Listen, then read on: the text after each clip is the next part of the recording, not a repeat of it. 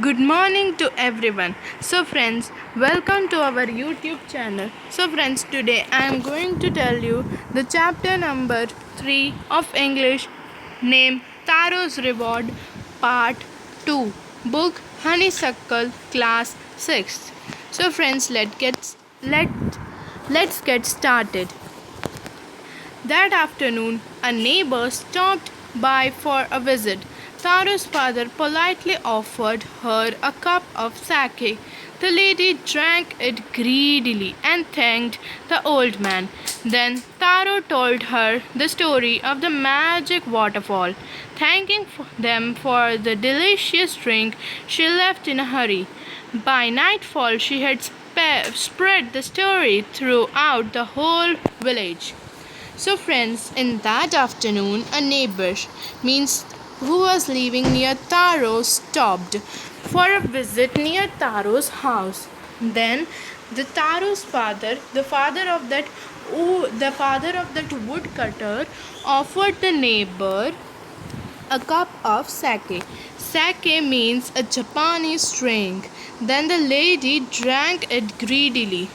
Greedily means as if desiring more and more, and she was thinking that I could get it more. Okay. And he thanked the old man, the father of Taro.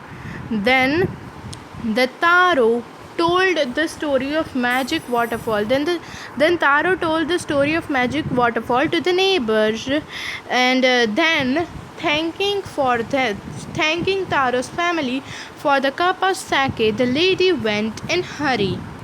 Then by night she spread, means she told the story to everyone in the village. Let's move ahead. Then that evening there was a long procession of visitors to the woodcutter's house. Each man heard the story of the waterfall and took a sip of the sake. In less than an hour the pitcher was empty. Then in that evening there was a long procession. Visitors, many people of the village came to the woodcutter's house, came to Taro's house. Then each man or each woman heard. Then Taro told each of them the story of magic waterfall. Then everyone took the sip, drink the sake, and in less than 1 hour, the pitcher, that pot was empty, totally empty. Next morning, Taro started for work even earlier than the morning before. He carried with him the largest pitcher he owned, for he intended first of all to go to the waterfall. When he reached it, he found, to his great surprise, all his neighbors were there. They were carrying pitchers, jars, buckets, anything they could find to hold the magic sake. Then one villager knelt and his mouth under the waterfall to drink. Then the next morning, Taro waked up earlier than before.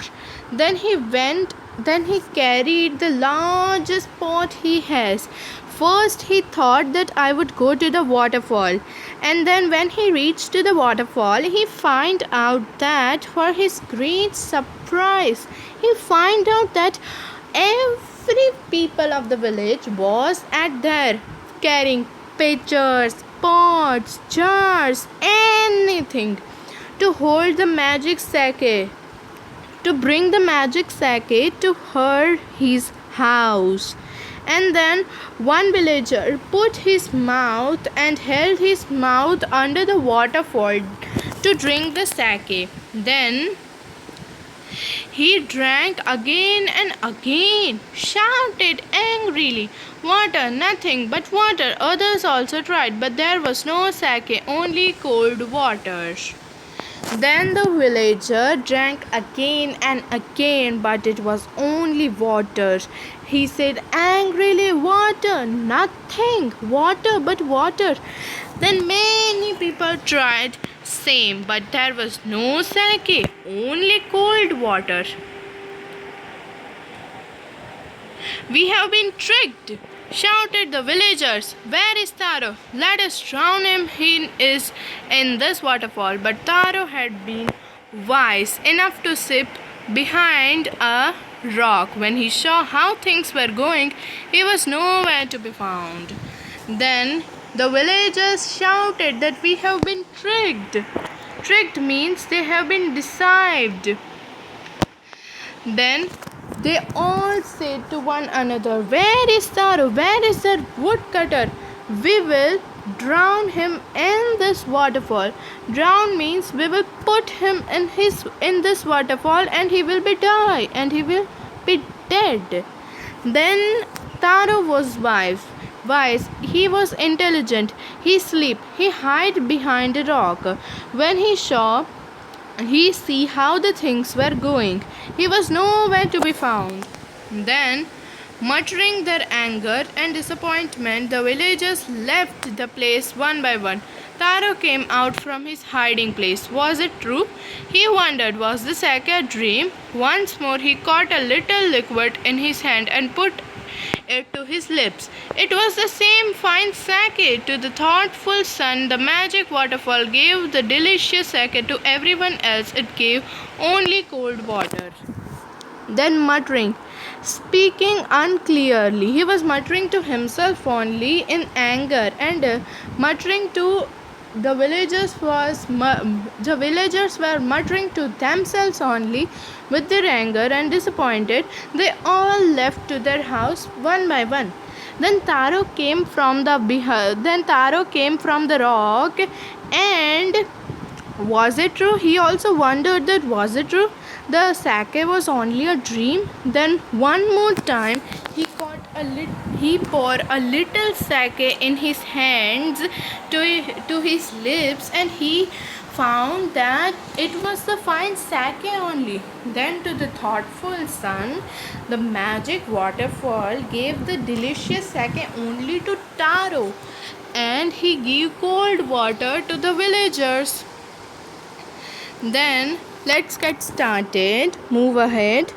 The story of Taro and his magic waterfall reached the Emperor of Japan. He sent for the young woodcutter and rewarded him with 20 pieces of gold for having been so good and kind. Then